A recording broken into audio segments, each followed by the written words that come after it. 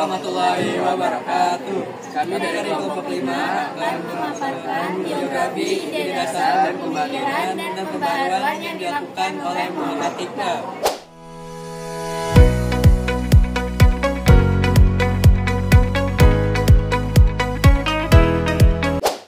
Muhammad Iqbal adalah seorang penyair, politisi, dan filsuf besar abad ke-20. Puisinya dianggap sebagai salah satu puisi terhebat di abad ke-20. Secara luas, Iqbal dianggap sebagai salah satu pemikir muslim dan filsuf agama barat yang paling penting dan berpengaruh di abad ke-20.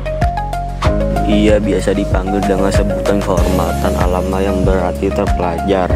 Iqbal lahir pada 9 November tahun 1877 dalam sebuah keluarga Punjabi Kashmir dari Sialkot, Provinsi Punjab di India, Britania atau yang sekarang disebut dengan Pakistan.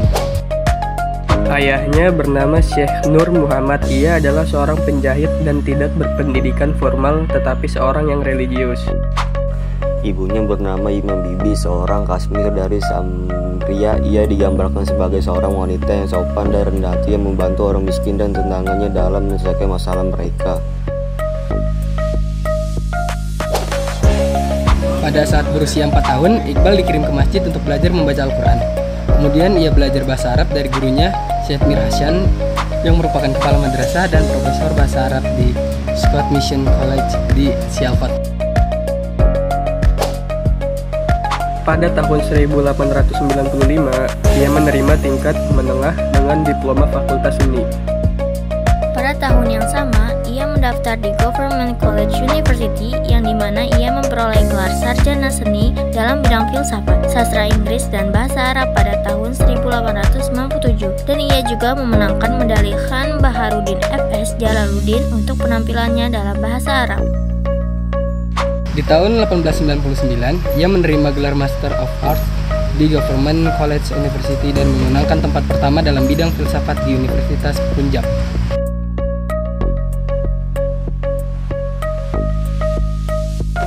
Iqbal dipengaruhi oleh ajaran Sir Thomas Arnold, guru filsafatnya di Government College Lahore, untuk mengejar pendidikan tinggi di Barat. Di tahun 1905, ia melakukan perjalanan ke Inggris untuk melanjutkan pendidikannya. Iqbal memenuhi syarat untuk beasiswa dari Trinity College Universitas Cambridge dan memperoleh gelar Bachelor of Arts pada tahun 1906.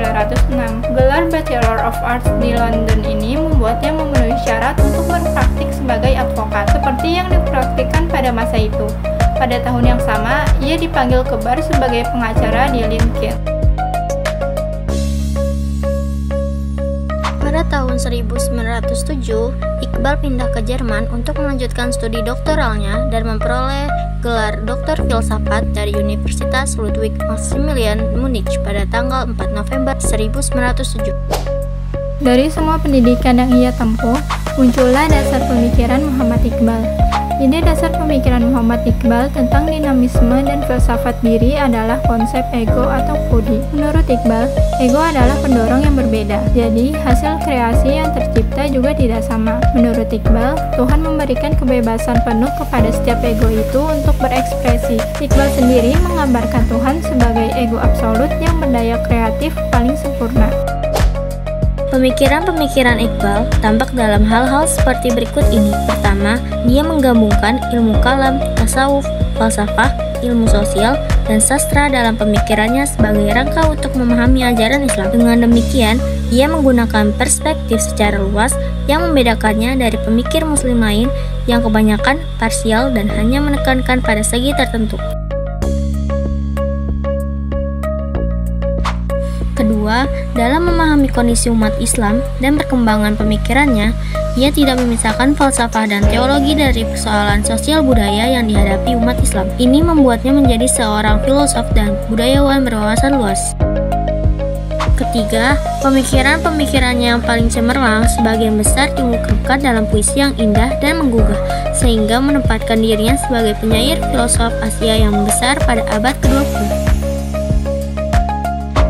Keempat, dia berpendapat bahwa penyelamatan spiritual dan pembebasan kaum muslim secara politik hanya dapat terwujud dengan cara memperbaiki nasib umat Islam dalam kehidupan sosial, politik, ekonomi, dan kebudayaan.